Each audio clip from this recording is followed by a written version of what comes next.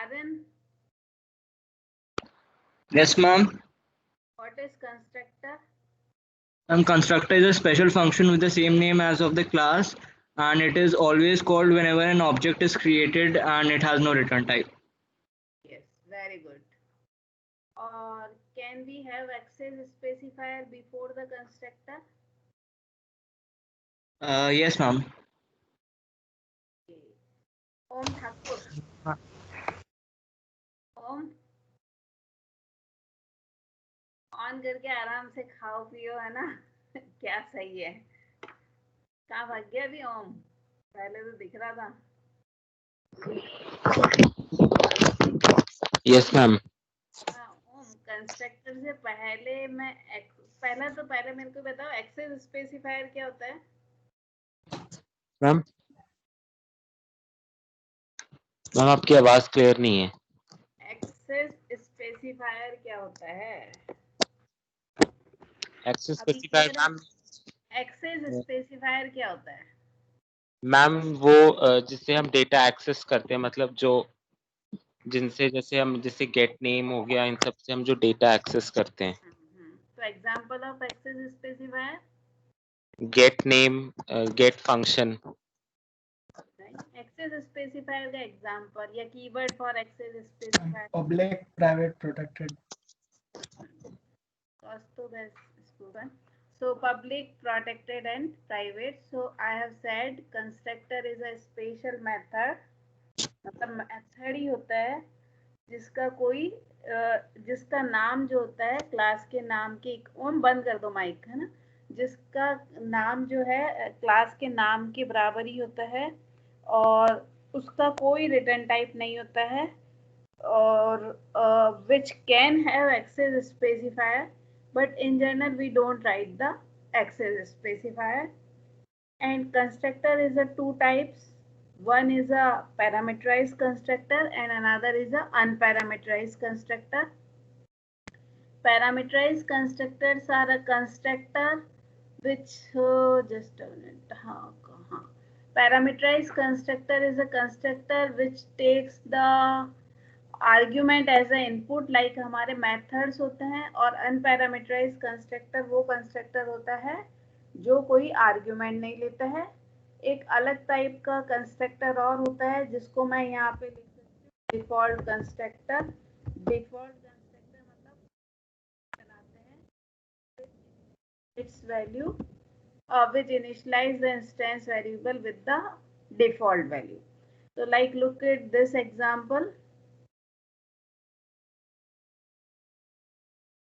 So we have created a class A. Two instance variable are declared as a private. One constructor, if I make my own constructor like here, then the default constructor will be removed. Then this is called the unparameterized constructor because it is not taking any argument. Then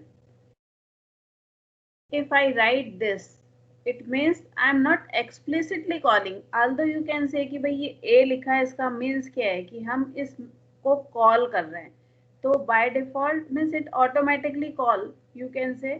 or whenever you write a new, it means it is dynamically initializing. और dynamically initializing means जब हमारा program run होगा उस समय इस a1 को value मिलेगी. That is why it is said it is dynamic initialization. और दूसरा, ये हम इस कंस्ट्रक्टर को एक्सप्लिसिटली कॉल नहीं करते हैं, ऑटोमेटिकली कॉल होता है यहाँ पर, ठीक है?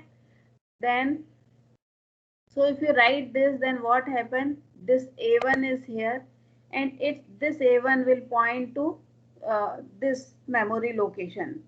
So whatever the instance variable we have, it will occupy the whole memory for all the instance variable, and my this a1, that is called the reference type variable. So in Java we can say there are two type of variables. One is a primitive type and another is a reference. So primitive type value means we can directly access, and reference type means we can access using a dot operator. अगर reference type है और उसकी कोई हमें instance variable या method को access करना है, then we required a dot operator. then if I write A2, then the new object will be created. Although both will have the same value, default value, but new object will be created. Then if I write this, then how many object will be created? If I write this A3 equals to A1, will it create Three a objects. Three ma'am total Total क्या? 3 objects. दो ही हुए। total तो 3 हो गए। Total 3. Total 3. कोई बोलता है 2. Anybody says 2? Ma'am 2 ही होंगे ना, बिकॉज हमने न्यू नहीं लिखा है। हाँ, वेरी गुड। जब आप न्यू लिखोगे तभी मेमोरी एलोकेट होगी। तो आपने क्या लिखा? A equals to A3 equals to A1। तो A3 किसको पॉइंट करेगा? A1 को ही पॉइंट करेगा, इसलिए 2 मेमोरी एलोकेट होगी। Let us look at that. So A3 will also point two A1। अब आप A3 में चेंज करो या A1 में चेंज करो, दोनों जगह रिफ्लेक्ट होगा। ठीक है, कोई डाउट इसमें?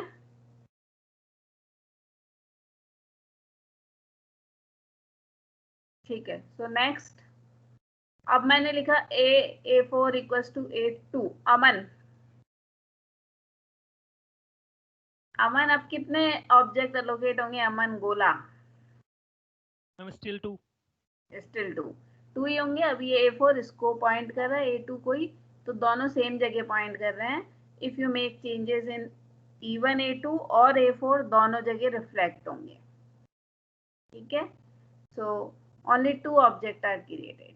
Now look at, so this is what. Now if you write what will be the output, I will ask to Gaurav. अभी मेरे को ज्यादा नाम याद नहीं है। गौरव, क्या आउटपुट आएगा इस केस में? अमन का भाई गौरव बैठा है? हाँ बैठा। गौरव, इसका तो माइक भी ऑन दिख रहा है। रिक्वेस्ट टू ज्वाइन क्या है? Ma'am, he's not part of the meeting, ma'am. Why? He didn't enter yet. Okay, that is okay. उज्जवल का भी अभी यही आ गया। ये he hasn't also entered. Okay, कोई बात नहीं। Tanuj, yes ma'am. बेटे क्या आउटपुट आएगा इसका? मैम इस वाले का अब तो ये आउटपुट ही दिख जाता है यहाँ पर। हाँ, अगर मैं इस प्रोग्राम को रन करती हूँ तो आउटपुट स्क्रीन पे क्या डिस्प्ले होगा बेटा? ये बना हुआ है मेरा। मैम आपने तो सिर्फ ऑब्जेक्ट्स बनाए हैं, मतलब कुछ हाँ। सिस्टम आउट प्रिंट तो कुछ दिया ही नहीं। देखो अच्छे से। सिस्टम आर ए प्राइवेट ए, अच्छा हेलो वर्ल्ड A1 A2, 2 बार हेलो वर्ल्ड प्रिंट हो जाएगा। Very good. 2 बार ही होगा क्योंकि मेरा कंस्ट्रक्टर 2 बार ही कॉल हो रहा है। ये दोनों के लिए कॉल नहीं हो रहा, ओनली जस्ट इनिशियलाइज हो रहा है। That is why it will print only hello welcome twice. ठीक है, कोई डाउट इसमें किसी को? No ma'am. चलते हैं आगे फिर। तो ये अनपैरामीटराइज्ड कंस्ट्रक्टर है। अब जैसे ही मैंने अनपैरामीटराइज्ड कंस्ट्रक्टर बनाया, मतलब यहाँ पर कोई पैरामीटर्स नहीं है, और इससे पहले मैंने एक्सेस स्पेसिफायर नहीं लिखा है और रिटर्न टाइप भी नहीं लिखा है। तो रिटर्न टाइप तो हम लिखते ही नहीं है, और एक्सेस स्पेसिफायर मैंने लिखा नहीं है। इसका मीन्स इसका कैसा एक्सेस स्पेसिफायर है? प्रोटेक्टेड। योर पैकेज है, ठीक है। Then next example, here I did this ma'am yes ma'am जो A1 ऑब्जेक्ट डिक्लेयर किया है आपने हाँ ये स्लाइड में, मैम ये A1 ऑब्जेक्ट जो है वो A क्लास के 2 प्राइवेट मेंबर A और B को पॉइंट कर रहा है। तो मैम तो क्या इस ऑब्जेक्ट से इनकी वैल्यू हम चेंज कर सकते हैं? हाँ, मैम बट ये तो प्राइवेट हैं A और B।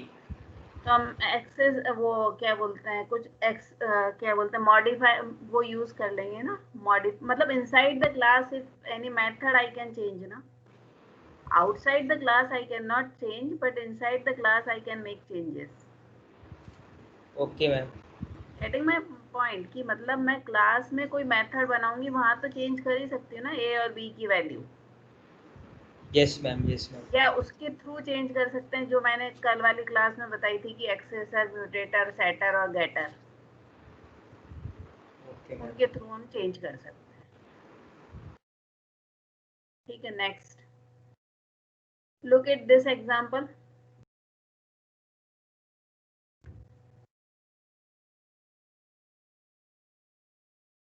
Now Tania, Tanya, ma'am it's तन्ना है। है तने, यस मैम। अब तने। सो बताओ बेटे, अब इस वाले केस में कितने ऑब्जेक्ट क्रिएट होंगे? Ma'am 4। 4। Very good. Why 4? Ma'am क्योंकि 4 में न्यू तो सब में ही लगा हुआ है हाँ, और 4 जगह न्यू उनको लगा हुआ है। मेमोरी भी मिल रही है, डायनामिक एलोकेशन भी हो रहा है उनका। 4 अलग अलग ऑब्जेक्ट्स भी हैं। हाँ हाँ हाँ हाँ, ठीक है, करेक्ट। So अब I will ask the output with the someone from here. सार्थक, यस मैम। क्या आउटपुट आएगा इसका? मैम हेलो 10 बार लिखा होगा, 4 मतलब 4 सेट्स टाइप में। हाँ, तो 40 बार लिखा हुआ आएगा हेलो। यस ये मैंने यहाँ पे लूप लिखा है, तो ये लूप सिमिलर ही लूप है जो कि हम सी प्रोग्रामिंग लैंग्वेज में लगाते हैं। तो 4 टाइम कॉल होगा और 4 टाइम, हर टाइम 10 बार प्रिंट होगा, तो 40 बार प्रिंट होगा। Clear this? So now we come with the parameterized constructor. Parameterized constructor means मैं उसमें argument pass करूँगी. Okay. Now we have written this code. So here 2 argument we are passing, A and B, and I am initializing this A and B with this. Okay. Then inside this I am calling this method display value. And this display value method is the class method, क्योंकि class के अंदर है. और inside the class I can call the method or member without an object. और अगर class के बाहर हुआ तो using a object I can access. Clear what I am saying? Like here I am calling the display value method. This method defined inside the class in this block. It means I can call without creating an object. Directly I can call it. Even like here I am accessing A. This A is a private, but within the class I can access any type of member. So that is why I am able to access first of all private, second without creating an object. Then this is the parameterized constructor. Now Ma'am, if, can you please repeat this once again? yeah, what I said, first of all, if I want to access any member of a class within the class, then without creating an object I can access. Like look at here, display value is a method and I am calling inside this class only, क्योंकि ये यहाँ पर end है class का, यहाँ से चालू है यहाँ पर. तो inside the class I can call the members without creating an object. यहाँ पर मैंने object create नहीं करा और directly display value method call कर रही हूँ. Second thing मैंने बोला कि जो प्राइवेट मेंबर्स है, ये प्राइवेट है. अब प्राइवेट मेंबर तो आउटसाइड द क्लास तो एक्सेसिबल नहीं है, but inside the class it is accessible. So that is why ये क्या है, डिस्प्ले मेथड क्या है, क्लास का ही पार्ट है. और यहाँ पर मैं एक्सेस कर रही हूँ ए वेरिएबल. तो पहली चीज तो ये प्राइवेट है. दूसरी चीज है कि without creating an object I am able to access. Clear? So members can be accessed within the class without creating an object, and private members are also accessible. ठीक मैम है? एक और डाउट था कि अगर मैं यहाँ पे ऑब्जेक्ट बना देती, मतलब मैंने ये क्लास से अलग कर दिया और जो पब्लिक वॉइड वाला था वो अलग कर दिया, पब्लिक तो वॉइड अगर display.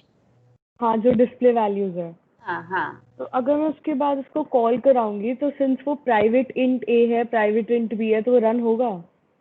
Means what you want to say? Just a minute. I will copy this whole code. So we will look at what you want to say.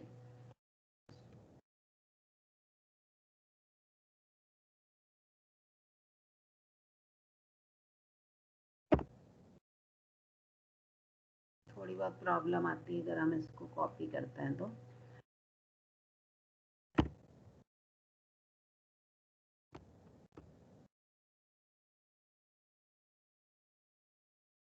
Ma'am बस basic ये समझना था कि वो प्राइवेट इंट ए लिखने से क्या डिफरेंस आ जाता है कोड में। मैं बताती हूँ ना, इससे औरों को भी, और लोग तो पूछ भी नहीं रहे होंगे। ठीक है,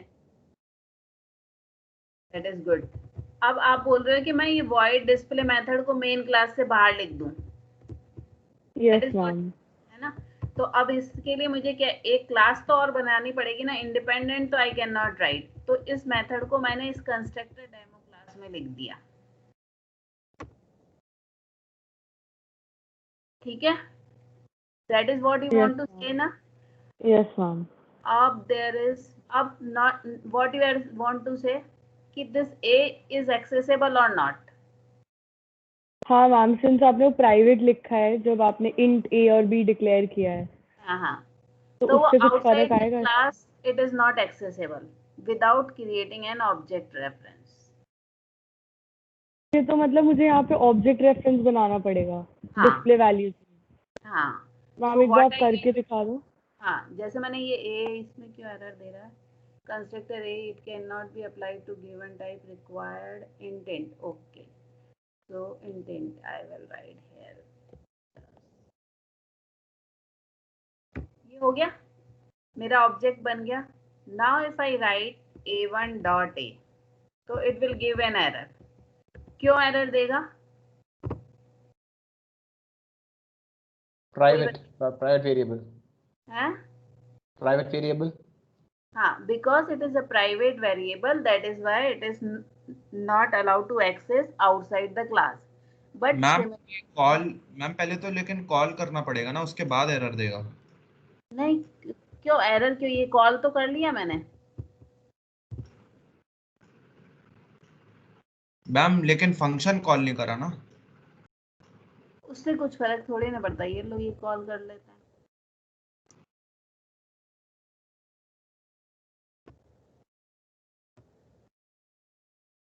हाँ, क्या हो गया डिस्प्ले? अच्छा, वो ए का तो मेथड ही नहीं रहा ना, ये तो नीचे आ गया ना मेथड। तो I can directly call the method how. Okay, simply right और बट द एक there is another issue that I will tell you. Display की स्पेलिंग गलत हो गई है। पहली तो ये चीज, अरे क्या हो गया, why it is giving error? This I can write. एक जस्ट ये वाला स्टेटमेंट मुझे यहाँ, बट ये एरर क्यों दे रहा है? मैम ए डॉट होना चाहिए क्या? ए dot A1?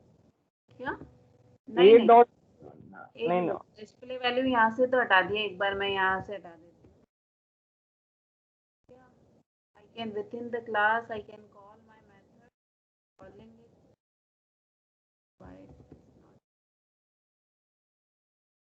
Non static. Okay, सो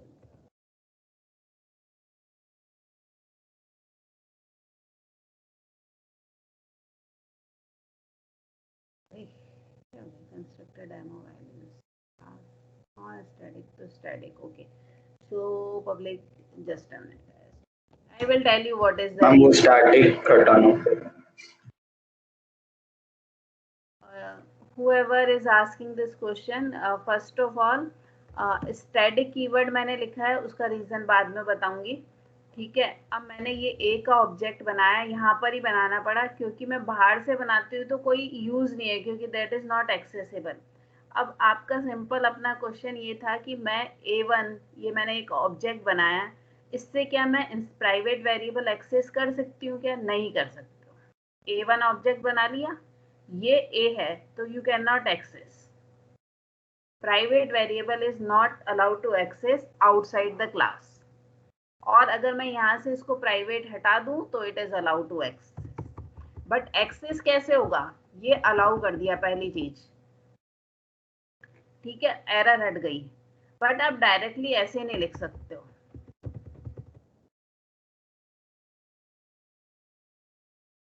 ठीक है, कोई डाउट इसके बाद किसी को? नो मैंने मैम। स्टैटिक लिखा था वो मैं अभी नहीं बताऊंगी, वो बाद में बताऊंगी। This is clear. तो private variables are not allowed to access outside the class.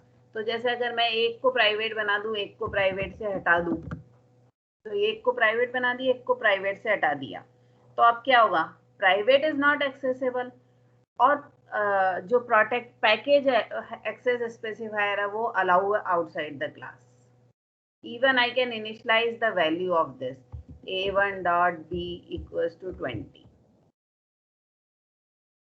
ठीक है, तो non private members I can access outside the class with the object. I can not write this won't allow. So with the object only I can access non-private member, and private members I cannot access. Inside the class I can access anything. तो मैं इस display method को ऊपर बनाऊंगी तो I can access anything. Clear this? किसी को और कोई डाउट हो तो पूछो, नहीं तो आगे बढ़ते हैं। No ma'am. चलो, so this is what we are looking, we have seen. So that I have explained private member within the class accessible without creating an object, and I can access any type of members within the class without creating an object। सीधा सा answer ये है। ठीक है, ये parameterise constructor हो गया क्योंकि इसके आर्ग्यूमेंट्स हैं। Then if I write this, okay, then what happened in this case? Any predictions?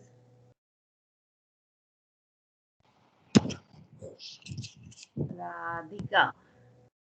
Yes, ma'am. Can क्या you show आएगा? the code once again? Yes. हाँ, मैम हमने कोई पैरामीटर्स नहीं भेजे तो डिफॉल्ट कंस्ट्रक्टर कॉल होएगा जो इम्प्लिसिटली बना हुआ है, तो फिर कुछ डिस्प्ले नहीं होएगा। और कोई आंसर? राधिका के मैम एरर आ जाएगा ना, आर्ग्यूमेंट्स एक्सपेक्ट हो रहे हैं। कौन बोल रहा है? इधर से दिख नहीं रहा। आर्यन, क्या बोल रहे हो बेटे? आर्ग्यूमेंट्स एक्सपेक्टेड है, तो अगर नहीं क्या क्या? मैम पैरामीटराइज कंस्ट्रक्टर में आर्ग्यूमेंट्स एक्सपेक्टेड होंगे ना, अगर आपने आर्ग्यूमेंट्स नहीं दिए तो एरर दिखा देगा। ओके, और कुछ इसके अलावा कोई जना ऐड करना चाहता है? मैम अगर इसमें हम पैरामीटर्स डालते तो वो पैरामीटराइज कंस्ट्रक्टर को कॉल करता, बट सिंस पैरामीटर्स नहीं पास करे तो डिफॉल्ट कंस्ट्रक्टर इम्प्लिसिटली कॉल हो जाएगा ना। और कोई कुछ ऐड करना चाहता है? जावा एक्सपर्ट्स। डिफॉल्ट वैल्यूज नहीं प्रिंट होंगी। हैं? डिफॉल्ट वैल्यूज प्रिंट नहीं होंगी। प्रिंट नहीं होगी मतलब? प्रिंट हो पूछ रहा हूँ। अच्छा, नहीं मैं तो ये पूछ रही जो इन लोगों ने तीनों ने बताया, इसके अलावा किसी को और कोई ऐड करना चाहता है? Then I will add one more thing. एक चीज बची, एक सेंटेंस बचा है। So I want to ask, obviously those who knows and those who have studied they can answer, otherwise you can't answer, I haven't taught you। तो कोई add करना चाहता है तो ठीक है। तो पहली बात ये कि पैरामीटराइज कंस्ट्रक्टर है। जब हम पैरामीटराइज कंस्ट्रक्टर बनाते हैं, खुद बना लिया, चाहे कोई सा भी पैरामीटराइज कंस्ट्रक्टर या अनपैरामीटराइज कंस्ट्रक्टर, जब हम अपना कंस्ट्रक्टर बना लेते हैं तो डिफॉल्ट जो कंस्ट्रक्टर होता है वो रिमूव हो जाता है। मतलब JRE हमारे को फिर डिफॉल्ट कंस्ट्रक्टर नहीं देता है। तो यहाँ पर क्या हुआ कि मैंने जैसे ही ये पैरामीटराइज कंस्ट्रक्टर बना लिया तो मेरा ये जो यहाँ पर मैं डिफॉल्ट कंस्ट्रक्टर कॉल करना चाह रही हूँ वो रिमूव हो गया। तो अब कंपाइल टाइम एरर आएगी। तो अगर मैं करूँगी इसको तो it will give compile time error. Clear what I want to say? as soon as we make a parameterized constructor, default constructor will be removed, which is given by the Java runtime environment. That is why it will give compile time error. ठीक है? So that if I run it, it will give compile time error. तो अब इस case में मेरे पास क्या solution है? Anybody? What is the solution for this case? Parameters pass करा दीजिए। हाँ, या तो पैरामीटर्स पास कर दूं या खुद डिफॉल्ट कंस्ट्रक्टर बना दूं। हाँ मैम ये डिफॉल्ट कॉल हो जाएगा। हाँ ठीक है, तो I will do this, so this then I will pass the parameters। ये पैरामीटर पास कर दिए तो अब ये वाला कंस्ट्रक्टर कॉल हो जाएगा। ठीक है, अब इस केस में अगर मैंने, हाँ मैम लास्ट टाइम जब हमने मतलब नहीं कर रहे थे मतलब जब हम पैरामीटर पास हाँ और मतलब वहां पे पैरामीटर्स थे कंस्ट्रक्टर डिफॉल्ट कंस्ट्रक्टर के अंदर, मतलब कंस्ट्रक्टर पैरामीटर वाला ही था लेकिन हाँ, हम मेन के अंदर नहीं कर रहे थे, तो क्या होगा? कंपाइल टाइम एरर आएगी। Okay ma'am. और क्यों आएगी? क्योंकि जो डिफॉल्ट कंस्ट्रक्टर JRE हमें प्रोवाइड करता है वो रिमूव हो जाएगा। अदरवाइज अगर मैं वहां पे ये वाला कंस्ट्रक्टर नहीं लिखती, जो पुराने वाले केस में अगर हम देखें ये नहीं लिखती तो ये चल ही जाता ना। Getting my point? Yes ma'am.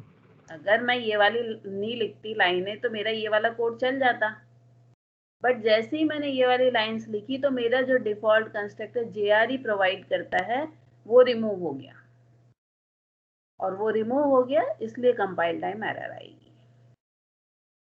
ठीक है, तो this will, so the solution, two solutions are there, so I will pass the parameters in this case, so it becomes a parameterized constructor. Now in this case how many object will be created, or how many objects will be created? Two objects. Two objects. Two times I have written new, and these objects are created dynamically, मतलब run time पे it will be created. Okay, so it will look like this. We are passing the value, so it will initialize this value. ठीक है, अभी there is a one issue that if somebody asks, it is okay, otherwise I will tell you later on. ठीक है, तो अभी तो किसी को कोई डाउट नहीं है ना इसमें, या कोई क्वेश्चन है अभी इस कोड को देख के?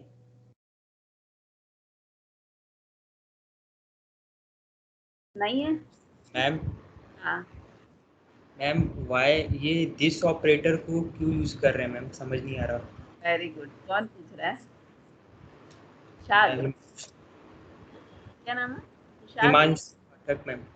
हाँ, तो बेसिकली दिस इसलिए यूज कर रहे हैं क्योंकि यहाँ पर भी a है, जो ये a है, it is a local variable, और ये a कौन सा है? इंस्टेंस वेरिएबल है।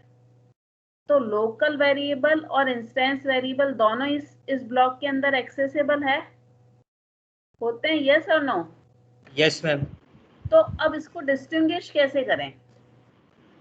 और अगर आप ऐसा नहीं करते हो, आप डोंट राइट a, तो always it gives the it will assign the local variable, तो there will be no changes in the instance variable। इसका हम एक एग्जांपल देख लेते हैं, आपको क्लियर हो जाएगा। तो यहाँ पर इसी वाले में मेरा ये पैरामीटराइज कंस्ट्रक्टर है, और मैं इसको यहाँ पर इसको हटा देती हूँ, मैं वो डिस्प्ले वैल्यू वाला फंक्शन वापस यहीं पे ला रही हूँ।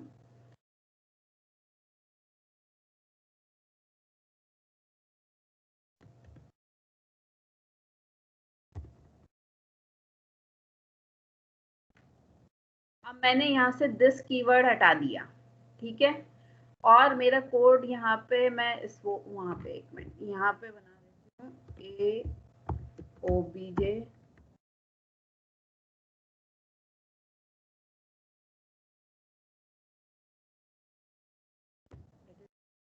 then here I am calling the display and I am removing this also।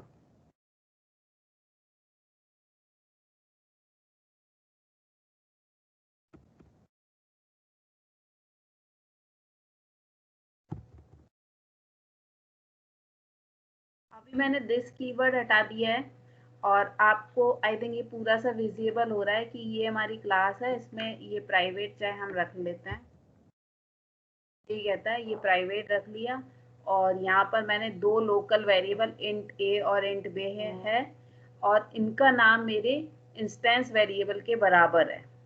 तो इस वाले ब्लॉक में मेरे पास दोनों चीज एक्सेसिबल है, ये लोकल वेरिएबल इंट a और इंस्टेंस वेरिएबल a। अब इस केस में अगर मैं a लिखती हूँ तो आप कहोगे कि local variable has a higher presidency than the instance variable, that is why it will initialize, खुद की वैल्यू खुद को ही इनिशलाइज करेगी। अब इसको कैसे चेक करेंगे? अगर मैं रन करूंगी तो रन करते समय या तो मेरी वैल्यू आनी चाहिए 15-20 या 0-0 आनी चाहिए। तो मैं इसको रन करूंगी तो मेरी वैल्यू आएगी 0-0। आई विल रन दिस,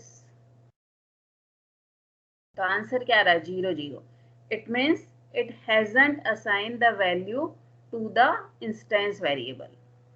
तो अगर मेरा लोकल वेरिएबल और इंस्टेंस वेरिएबल का नाम सेम है, तो अगर मेरे को असाइन करनी है तो I have to refer to this keyword I should use.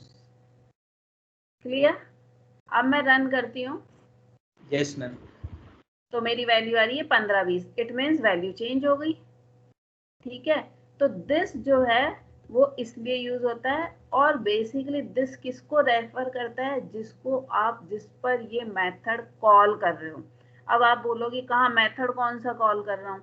तो अब जब आपने ये सेंटेंस लिखा, इसका मीन्स है कि आपने कंस्ट्रक्टर कॉल करा पैरामीटराइज। अब पैरामीटराइज कंस्ट्रक्टर किस पे कॉल हुआ? इस ऑब्जेक्ट पर। तो इस ऑब्जेक्ट को यहाँ पर ये रेफर करता है। दिस किसको रेफर करता है? जिस पर हम मेथड को कॉल करते हैं।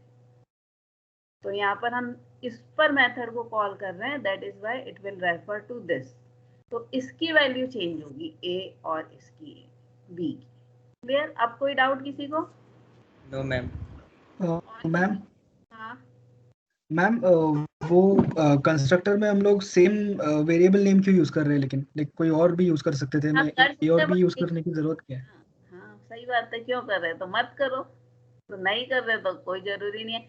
बट अगर तो आप तभी दिस का फिर कोई मतलब कोई इम्पोर्टेंसली कोई फायदा है ही नहीं उधर। हाँ हाँ, फिर कोई फायदा नहीं। मैम दिस कीवर्ड का और कोई यूज है इसके अलावा? हाँ और भी है, वो मैं बाद में बताऊंगी। Okay ma'am. ठीक है, और कोई डाउट किसी को? मैम अगर मैं डिस्प्ले वैल्यूज वाले फंक्शन में ए की जगह दिस डॉट ए लिखूं तो? कोई फर्क नहीं पड़ेगा, सेम ही मीनिंग है।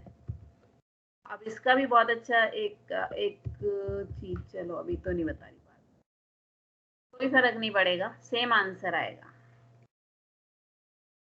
15 और 20। तो दिस आप कहीं भी लगा सकते हो, जैसे यहाँ पे भी मैं लगा सकती हूँ दिस डॉट डिस्प्ले वैल्यूज। तो ये किसका कॉल होगा? जिस पर कि हमने ऑब्जेक्ट, जिस ऑब्जेक्ट पर ये कॉल करा है। तो अब तुम बोलोगे यहाँ दिस किसको रेफर कर रहा है? यहाँ पर तो ओबीजे को रेफर कर रहा है। और कोई किसी को डाउट? मैम आपने कहा था इसके दो सोल्यूशन थे, कि एक तो दूसरा था इसका अपना खुद का डिफॉल्ट कंस्ट्रक्टर बना देना। अगर आप उसका एग्जांपल दे सकती हैं? हाँ, तो मैं क्या करूँ, और ओपन क्लोज ब्रैकेट, और इसमें कुछ स्टेटमेंट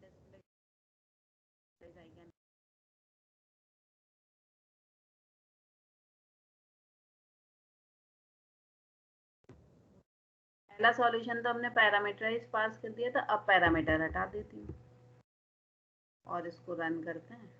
तो एरर हट गई, कंपाइल टाइम एरर नहीं आ रही है, और डिफॉल्ट डिस्प्ले हो गया। ओके, हमने सिंपली बस एक और वो बना दिया। अच्छा ठीक है, okay okay. Clear? Anybody has any other than this doubt? कोई डाउट है? मैम ये तो कंस्ट्रक्टर ओवरलोडिंग हो गया ना? हाँ, it is a constructor overloading. Okay ma'am. और कोई डाउट किसी को? वो तो पूछ लो, अच्छी बात है। मतलब मेरे को तो लगता है कि it is a good, at least you are asking, it means you are attending, पहली चीज। एंड दूसरी चीज, you have a dare to ask. और लोगों से शर्म करने की जरूरत नहीं है। एक बार मतलब होता है ना, बेवकूफ बनने से बढ़िया है कि एक बार बेवकूफ बन लो रोज रोज बेवकूफ बनने से। Clear? So this is one, तो it is clear to you. तो ये तो आपको पता ही है इसका answer, whatever we are sending that will be initialized to instance variable. Then constructor method can be overloaded if they have same name but different signature। अब signature में क्या इंक्लूड होता है? वेरिएबल का डेटा टाइप और उसका order. Order means जैसे मैंने लिखा, एक में लिखा इंट ए और फिर लिखा बाइट बी, और दूसरे में लिख दिया बाइट बी और इंट ए, तो that is a constructor overloaded. क्यों? क्योंकि दोनों में आर्ग्यूमेंट जो है उनके नंबर सेम है बन और टाइप भी सेम है बट ऑर्डर डिफरेंट है। अभी आएगा एग्जांपल, ठीक है। अब यहाँ पे तो कंस्ट्रक्टर ओवरलोडेड कैसे होगा, इससे हमने पैरामीटराइज और नॉन पैरामीटराइज दोनों बना दी। अच्छा, ये this is an example of triangle. तो I want to create a 3 type of triangle, that is why I made a 3 constructor. One take a single argument, second take a 2 arguments and third takes a 3 arguments, ठीक है। और हर बार मैंने अपना एक method call कर लिया display sides. ये हो गया। अब मेरे को जैसा भी कंस्ट्रक्टर बनाना है उस हिसाब से मैं इसकी वैल्यू पास करूंगी।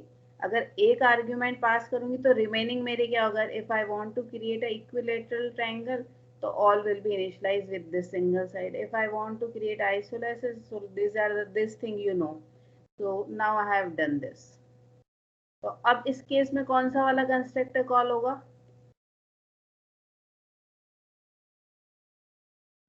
पहला वाला डबल साइड वन जिसमें सिंगल इक्विलैटरल वाला, ठीक है। और 2 भेजूंगी तो दूसरा वाला, 3 भेजूंगी तो तीसरा वाला। अब ये ओवरलोडेड क्यों है? मैम क्योंकि तीनों का नाम सेम है, आई मीन दोनों का नाम सेम है बट हाँ तीनों का नाम सेम है बट आर्ग्यूमेंट्स के बेस पे जो है हम लोग डिफरेंशिएट करें कौन सा फंक्शन कॉल होगा। तो बेसिकली देखो, एक तो ये कि ओवरलोड इसलिए कहलाता है, जो ये फंक्शन ओवरलोडिंग है that is called the compile time binding. Compile time binding means क्या है कि based on number of argument और type of argument compiler will decide which constructor will be called. क्या होता है, कंपाइल टाइम बाइंडिंग कहलाती है मेथड ओवरलोडेड। और क्यों कंपाइल टाइम कहलाती है, क्योंकि based on number of argument और type of argument before the run and during the compilation compiler will decide which method should be called.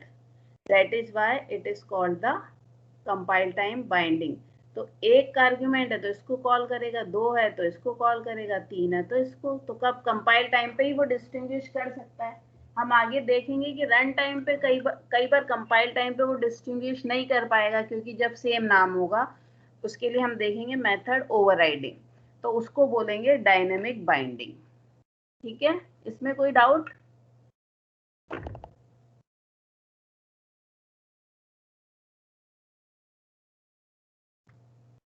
ठीक है, चलो फिर। तो output of the previous that you know it is whatever we are calling it will display. Then constructor with access modifier. अगर मैं constructor से पहले access modifier लिख दूं प्राइवेट और पब्लिक और प्रोटेक्टेड तो क्या होता है? इन जनरल हम नहीं लिखते हैं कंस्ट्रक्टर से पहले एक्सेस स्पेसिफायर। तो look it here, I have written private xyz int a.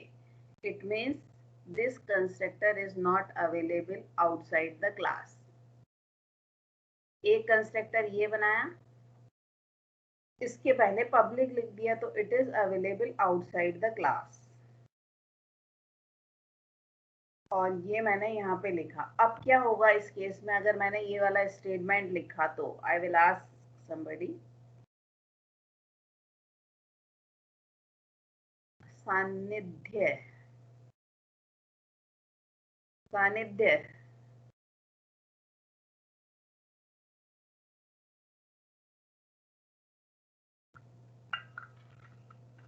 गया दिखता है सानिध्य तो खाना वाना खाने।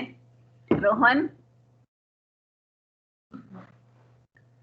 रोहन पांडे, हाँ बेटे, अगर मैं ये वाला सेंटेंस लिखूंगी तो क्या होगा?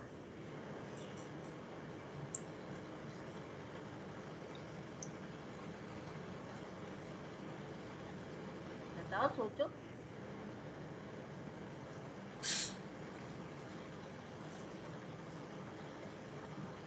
नहीं पता?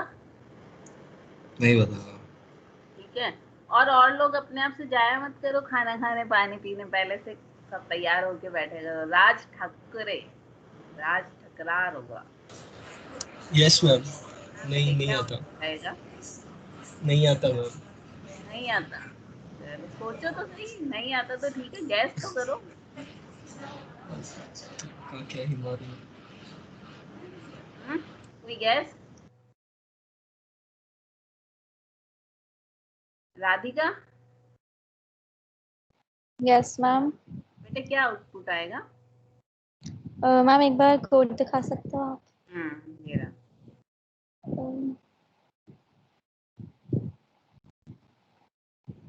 मैम जो पहला वाला कंस्ट्रक्टर है वो कॉल होएगा? नहीं मैम वो प्राइवेट है मैम, वो कॉल नहीं हो सकता। पता नहीं मैम। वो आंसर गलत है क्योंकि ये कंस्ट्रक्टर के पहले प्राइवेट लिखा है ना। मैम एरर आएगा। हाँ मैम कंपाइल एरर टाइम आएगा मैम। एरर आएगा। मैम क्योंकि एक ही वो वो दिया है हमने। नहीं इसलिए नहीं, क्योंकि यहाँ पे प्राइवेट एक, हाँ, और जो पब्लिक वाला है उसमें 2 इंटीजर मांग हाँ। रहा है और हमने केवल एक दिया है 10। तो ये it will give the compile time error. बोलेगा कि आर्गुमेंट लेंथ इक्वल नहीं है। हैं? आर्गुमेंट लेंथ इक्वल नहीं है, नहीं वो एक में था, सॉरी सर। ठीक है, तो जिनको नहीं आता था वो सुन लो अच्छे से कि भाई ये it will give an error because we have defined a constructor, one parameter constructor as a private and private is not accessible outside the class। तो क्लास तो यहीं खत्म हो गई, तो इसलिए वो क्लास के बाहर एक्सेसिबल नहीं होगा, इसलिए एरर देगा। और ये लिखूंगी तो एरर नहीं है क्योंकि यहाँ तो 2 पैरामीटर है तो इससे मैच हो जाएगा, और पब्लिक है तो it is accessible outside the class. So that is why it will give compile time error। Ma'am वो क्लास तो है ही नहीं, मतलब जो कंस्ट्रक्टर हमने क्लास XYZ लिखा है पर हम नीचे A और A1 लिख रहे हैं, तो वो एरर नहीं देगा? Yes, it should be written XYZ। Here I should write XYZ। या वहां पे चेंज करो तो एक जगह चेंज। Very good. किसने पॉइंट आउट करा? कौन था? अच्छी बात है, अमृत ने। Yes ma'am. Very good.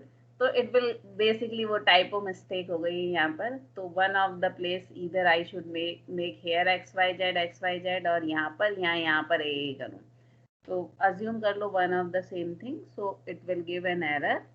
अब एरर इसीलिए देगा क्योंकि ये प्राइवेट है, ठीक है, और इस केस में एरर नहीं देगा।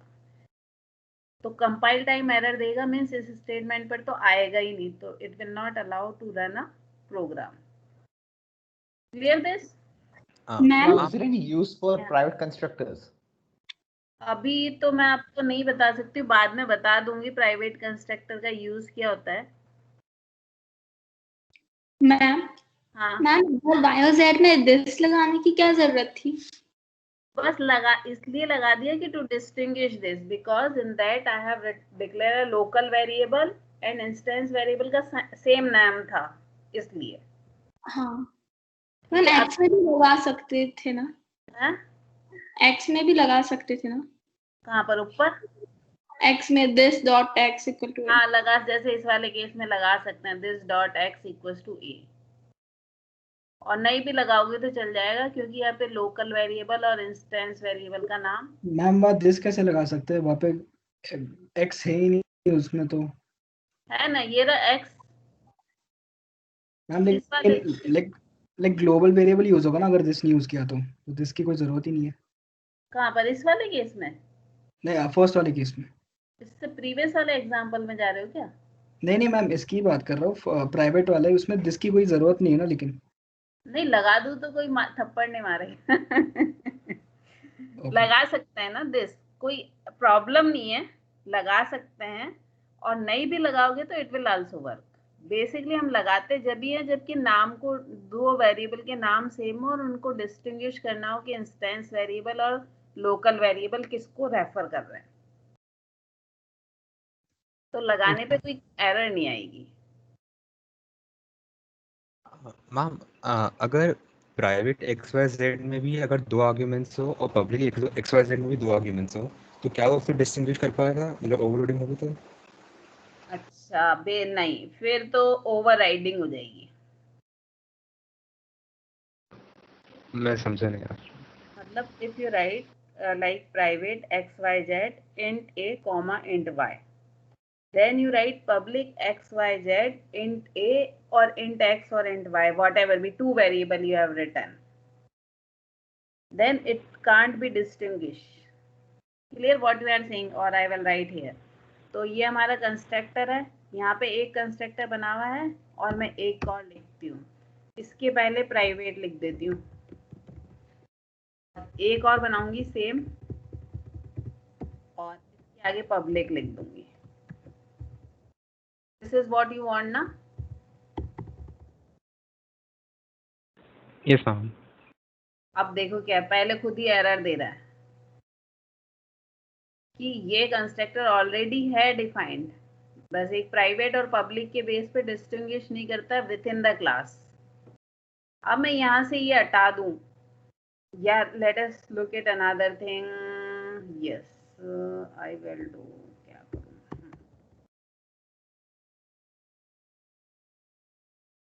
तो इस समय एरर हटा देगा. तो अब तो ये डिस्टिंग्विश कर लेगा कि भाई किसको कॉल करूं नंबर ऑफ आर्ग्यूमेंट्स के बेसिस पर, बट उस केस में इसको ये डिस्टिंग्विश नहीं कर पाएगा. So that is why it will give an error. Okay, thank you. Yes. Or if I want to do one more thing, public इसको private और public का भी कीवर्ड हटा देते हैं, ज़्यादा हमारा अभी इस पे अटेंशन नहीं देना पब्लिक प्राइवेट पे. ये मेरे दो कंस्ट्रक्टर है. अब ये एरर दे रहा है क्योंकि दोनों का सेम नेम है, सेम नंबर ऑफ आर्ग्यूमेंट है. ठीक है, मैं इसको एक को फ्लोट बना दूं, एरर हट जाएगी. वो इसलिए दे रहा है, that is the different thing, कि इंटीजर को मैं फ्लोट, तो then in that case it will not give error and it is called basically constructor overloading. अब यहाँ पे कंस्ट्रक्टर ओवरलोडिंग में क्या है, यहाँ पे भी दो आर्ग्यूमेंट है, यहाँ पे भी दो आर्ग्यूमेंट है, बट एक जगह दोनों इंटीजर है और एक जगह एक इंटीजर एक जगह फ्लोट है. तो मैं जैसे कॉल करूंगी, जैसे ये वाली वैल्यू कॉल करूंगी, यहाँ पे भेजूंगी 10 12, तो ये उस वाले को कॉल करेगा जो एग्जैक्ट मैचिंग हो इंटेंट. ठीक है, Okay. क्लियर? अभी Yes, ma'am. टाइम हो गया तुम्हारा. Then we will next class हमारी कब है? कल है ना? कल वी विल, ये तो हो गया अब हमारा कंस्ट्रक्टर तो खत्म. Tomorrow we will look at the remaining. ये हो गया ना पूरा? That's clear. So in the tomorrow class we will look at something related to expression or operator or array initialization.